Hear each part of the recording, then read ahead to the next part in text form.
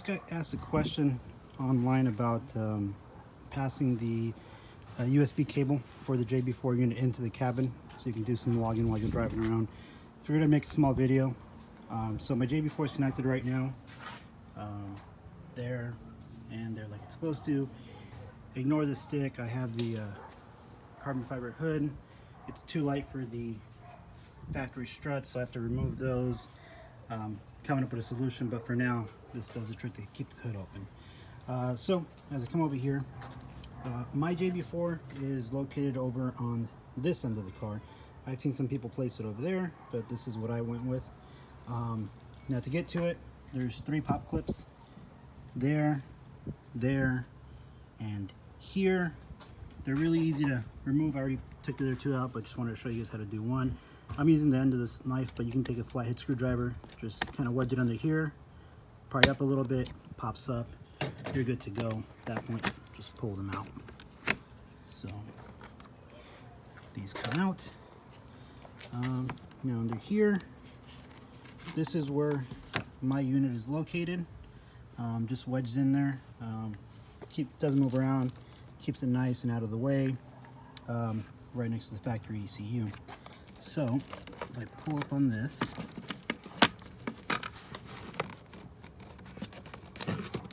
one second.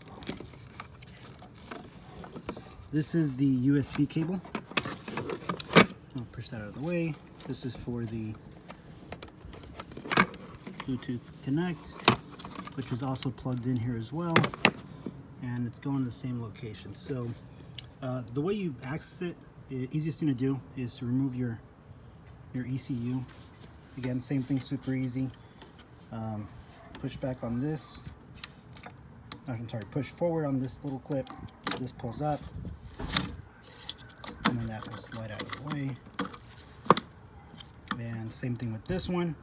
And then at that point, there's 3 bolts, 10mm, one here, one down there, and one down there.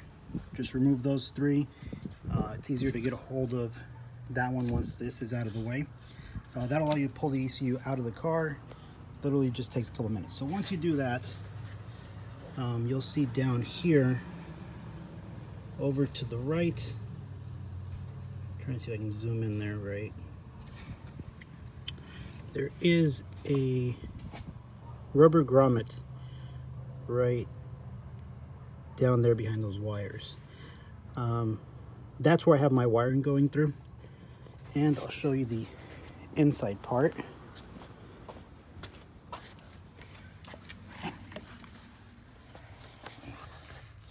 And that is right there. So come back out so you see exactly where it's at. So where the left footrest is, well, where the footrest is in the car, right above it, you'll see a little rubber grommet area. Get in here a little better. So you'll see that there. Come on. So now in here, you can move this back. You'll see the wires coming through. So I have a couple wires coming through here. I have the OBD connect. I have the cable for the actual USB wire, and I also have the cable for the for my June Beal exhaust. The grommet has rubber on both sides, but if you carefully take a knife, and the center of it is where the wiring loom is, if you cut off a little bit to the side, kind of see here on the side of it where I made a little hole. So cut a slice around the perimeter this way. You won't hit the wires. Be careful. If you just kind of rushed it, I guess you could, but just see what you're doing. You're good. So you have to slice it through here, go around the front of the car, and put a little slice in it there as well. By design, it still maintains a really tight seal. At that point, what you do to make your life a little easier is grab a clothes hanger, where I leave it, right here, cut this off of it, maybe even a little bit smaller.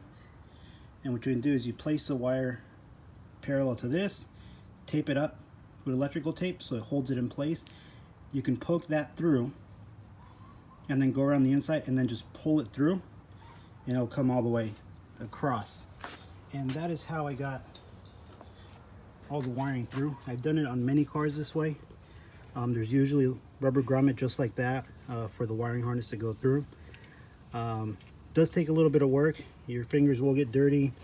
You might get a little tired trying to wedge it in there, but it works. I have about 3 or 4 different things going through there. Works fine for me. So that is how I pass it through. And as of right now, just have it hanging out through here. Here's the wire. You can just kind of bundle it back up, wedge it over here to the right, and it's completely out of the way. Pull this off, pull it out, use it as you need it. It's not the longest wire. It's long enough for most cars, I guess. But I would get an extension so you can set the laptop over in the passenger seat and not be in the way. But I mean, if I have the laptop here, it's long enough. So yeah, that's the way it's done. Any questions, ask away. Again, here's another view of where that's located. Zoom in. Like I said, that's the main harness right there in the center. And then off to the side a little bit, put a slice in it with a box cutter, put a slice through the outside, and just wedge through. And again, it maintains a tight seal. Yeah, it works. Any questions, ask away in the comments. Hope this helps a few of you out.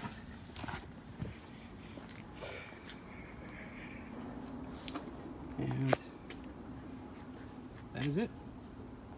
Oh, one last thing I did want to mention is by design, the OBD connect, the wire has to come through from the inside to the outside of the car, because the smaller connector is the side that connects to here.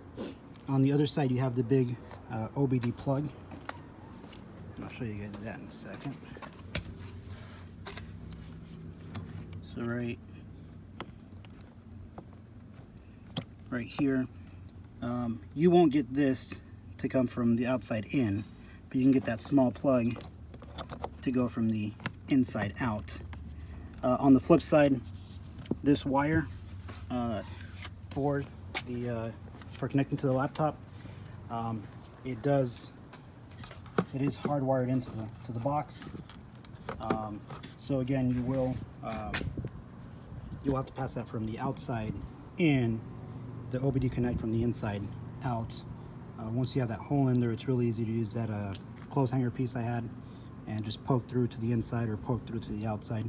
You just have to make sure you line up whatever 2 holes you slice, because if you're cutting one on that side from the outside of the car and then from this side on the inside of the car, it's going to be kind of hard to get that wire to come through, especially because you're going to have to be trying to cross through the wiring loom. So just if you make the cut on this side, make sure on the inside you also make the cut on that same side so that you can pass straight through.